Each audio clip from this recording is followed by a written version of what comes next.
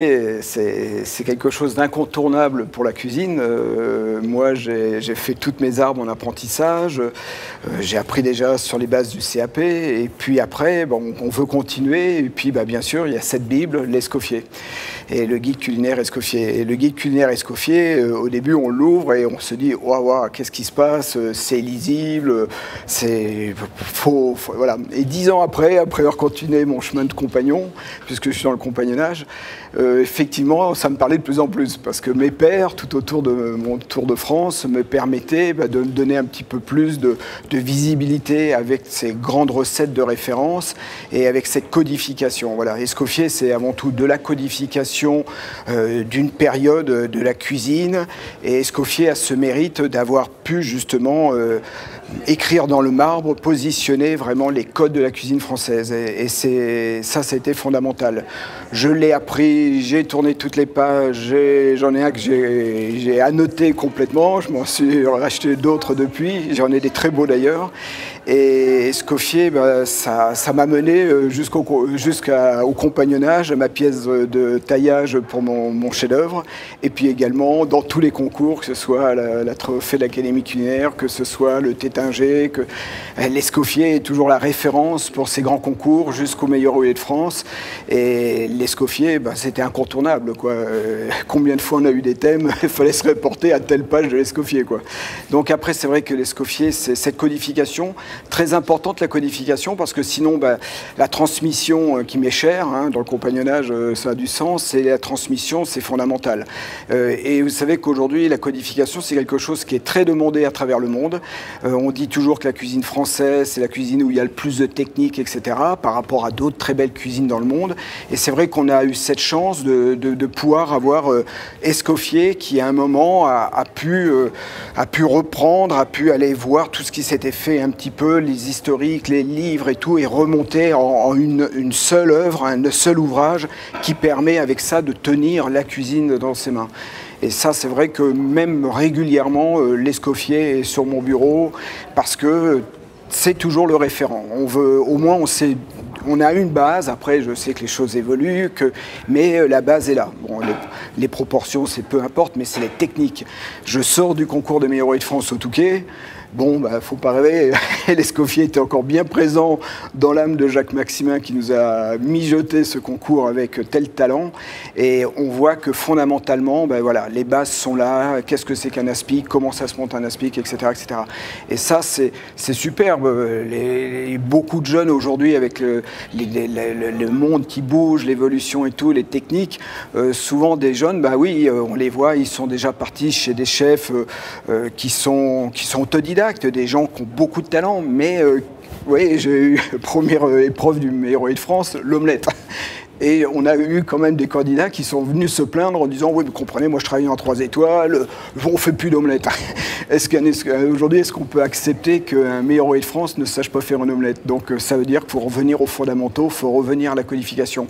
Moi, aujourd'hui, après 40 ans de métier, après avoir été chef au Japon, il y a 30 ans, où j'avais rencontré Jean Delaveine à l'époque là-bas, et puis je suis toujours resté dans ce côté très classique. D'ailleurs, je suis un produit classique. Dans les années 70-80, on envoyait encore en voiture, on apprenait les découpes, on envoyait beaucoup en bimétaux ou en plein argent. Et aujourd'hui, c'est quelque chose que j'ai toujours gardé dans ma cuisine, que ce soit au Plaza Athénée où j'étais chef avant Monsieur Ducasse pendant 7 ans, ou que ce soit après aux Élysées du Vernet ou à l'hôtel Georges V, où j'ai fait 7 ans aussi. J'ai toujours voulu, mais ça c'est de ne pas perdre cette fibre de ce que peut être un beau classique. Je me souviens également à Londres, au Connautre, d'avoir mangé un consommé froid qui avait été clarifié avec des cerises bien mûres. Et j'avais retraduit quelques années plus tard au Georges V. Tout le monde me prenait comme un génie et tout. Finalement, j'avais repris qu'un grand classique que j'avais reçu retraduire. Donc finalement, j'invite franchement la nouvelle génération à s'approprier l'Escoffier, à le lire et à le relire, parce que c'est une épure qui vous mène toute votre vie. Moi, ça a été le cas, et j'en découvre encore, parce qu'on croit toujours tout savoir, et finalement, on en sait très peu. Et l'Escoffier, moi qui aujourd'hui suis dans l'enseignement, qui bouge beaucoup, on a 40 instituts à travers le monde, le Cordon Bleu, sur tous les continents, et je vous assure que beaucoup nous envient d'avoir une cuisine codifiée. beaucoup nous envient. Au Japon, le Premier ministre Abe a demandé qu'on puisse codifier certaines techniques japonaises. Pour vous dire que c'est assez incroyable de voir ça. C'est un peu aussi le problème de la cuisine chinoise, où les grands chefs chinois gardent leurs secrets, et malheureusement, voilà. Et ça, c'est plus possible aujourd'hui. Donc, ça prouve qu'on a quand même un ancêtre, Auguste Escoffier, qui a eu une vision à l'époque. Et souvent, on se réfère à Escoffier, mais je pense que si ce monsieur était encore de ce siècle, je pense qu'il serait largement encore en avant de nous, parce que de toute façon, quand on voit ce qu'il avait pu faire à cette époque-là, je crois que c'était quand même quelqu'un vraiment d'avant-gardiste. Donc ne prenons pas pour Escoffier, pour quelque chose de passéiste, comme malheureusement je l'entends dire souvent. Et pour moi, non, au contraire, c'est quelque chose qu'on a en main et que beaucoup de jeunes devraient lire. La cuisine Escoffier, c'est un héritage déjà de beaucoup de cuisines. Hein. C'est un héritage de cuisine régionale, les cuisines de région, et ça, la France en est tellement riche. Cuisine bourgeoise française, etc. Donc c'est tout ce recueil qui a été scellé.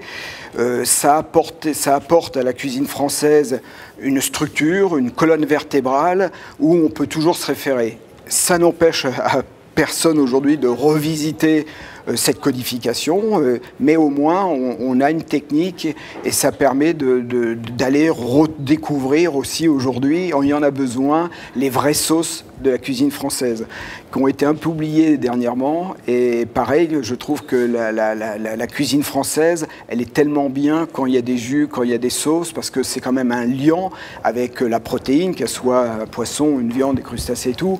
Et c'est là qu'est la naissance même de la cuisine française.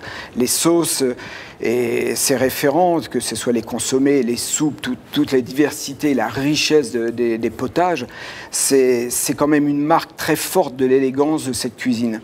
J'ai tellement de souvenirs de plats qu'on a pu évoluer, travailler.